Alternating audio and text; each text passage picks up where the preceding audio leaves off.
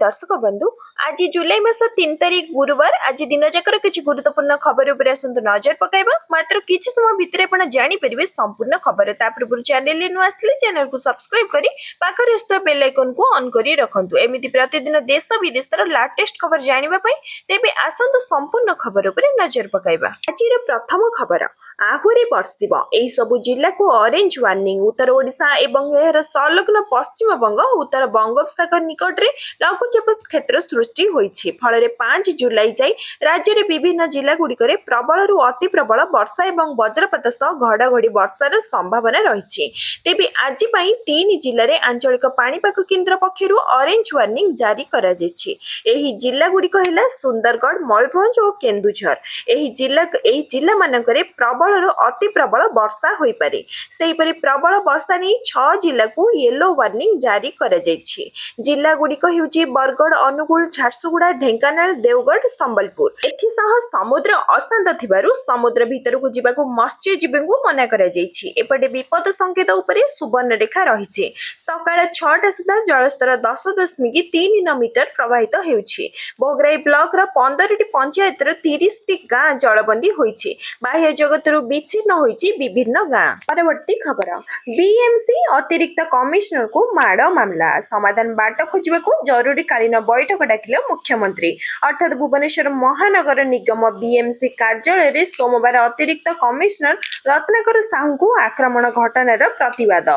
OS संघर पक्षरु कार्य बंद सह अधिकारी माने समूह छुट्टी रे जाइछंती फल रे राज्य रे सरकार कार्य बाधा प्राप्त होइछि अनिर्दिष्ट काल जाय कार्य बंद आंदोलन करा जायथिबारु लोक माने कार्य न करि पारि निराश होई फेरुछंती एहाकु नै मुख्यमंत्री मोहन चरण माझी लोक सेवा भवन रे जरूरी कालीन बैठक डकाइछंती विभिन्न विभागर मंत्री सह मुख्यमंत्री और संपर्क रे आलोचना करिछंती एही बैठक रे उच्च शिक्षा मंत्री गण शिक्षा मंत्री शिल्प मंत्री जंगल और परिवेश मंत्री सह परिवहन मंत्री विभूति जेन मध्य उपस्थित अछंती परवर्ती खबर नुआ डैम जगु भारत को चिंता रे पकाइबाकू षडयंत्र करुछि पाकिस्तान सिंधु जल चुक्ति बंद हेबा जगु हंतसंत शत्रु राष्ट्र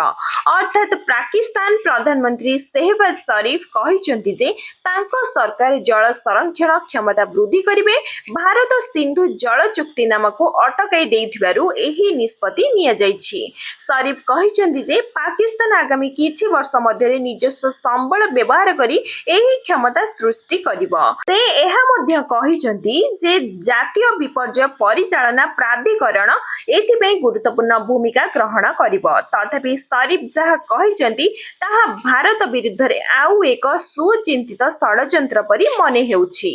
कहि रखुछि जे पाकिस्तान कृषि पई सिंधु झेलम एवं चेनाब नदी उपरे बहुत निर्भरशील भारत को पानी बंद करिबा किंबा अन्यत्र पठाइबा पड़ोसी देशर कृषि को गुरुतर क्षति पहुंचाई पारे पाकिस्तान प्रधानमंत्री 2022 बन्या जगु होइतिबा क्षति एवं जलवायु परिवर्तन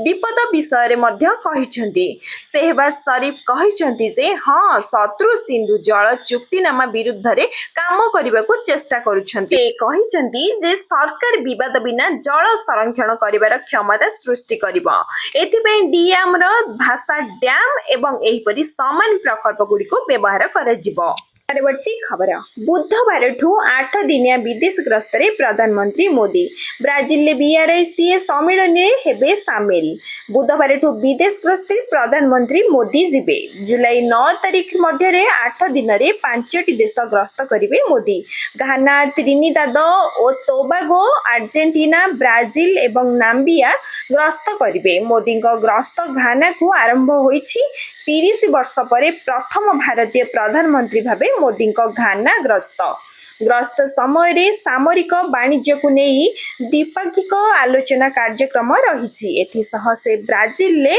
ब्रिक्स सम्मेलन रे मध्य अंश ग्रहण करिवे ग्रस्तर प्रथम पर्याय रे प्रधानमंत्री मोदी 2 दिनिया घाना ग्रस्त यह प्रधानमंत्री को घाना को प्रथम द्विपाक्षिक गस्त अर्थात 3 दशंधि मध्य रे प्रथम थर पई जणे भारतीय प्रधानमंत्री घाना ग्रस्त करछंती वैदेशिक मंत्रालय कहिछि जे एही ग्रस्त समय रे प्रधानमंत्री ଶ୍ରୀ ମୋଦି ଘାନାର ରାଷ୍ଟ୍ରପତିଙ୍କ ସହ ଦ୍ୱିପାକ୍ଷିକ ଆଲୋଚନା କରିବାର କାର୍ଯ୍ୟକ୍ରମ ରହିଛି, ଯେଉଁଥିରେ ଦୃଢ଼ ପାରସ୍ପରିକ ସହଭାଗିତା ସମୀକ୍ଷା କରାଯିବ। ଏହା ସହିତ ଅର୍ଥନୈତିକ ଶକ୍ତି ଏବଂ ପ୍ରତିରକ୍ଷା ସହଯୋଗ ମଧ୍ୟରେ ସମ୍ପର୍କକୁ ସୁଦୃଢ଼ କରିବାର ସୁଯୋଗ ଉପରେ ମଧ୍ୟ ଆଲୋଚନା କରାଯିବ। ପରବର୍ତ୍ତୀ ଖବର, ରୁଷିଆର ରାଷ୍ଟ୍ରପତି ଭ୍ଲାଦିମିର ପୁଟିନଙ୍କ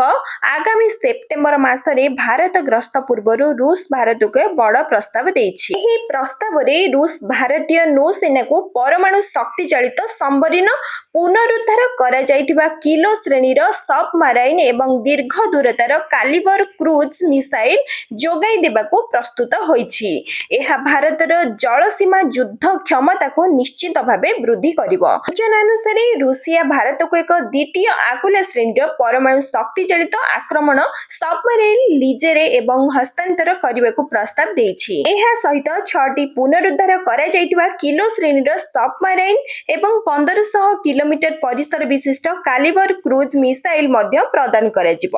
ଏହି ପ୍ରସ୍ତାବ ଭାରତର ନୌସେନାର ପୁରୁଣା ସବମାରାଇନ୍କୁ ବଦଳାଇବା ଏବଂ ଆଧୁନିକ ଯୁଦ୍ଧ କ୍ଷମତା ବୃଦ୍ଧି କରିବା ଲକ୍ଷ୍ୟରେ ଆସିଛି।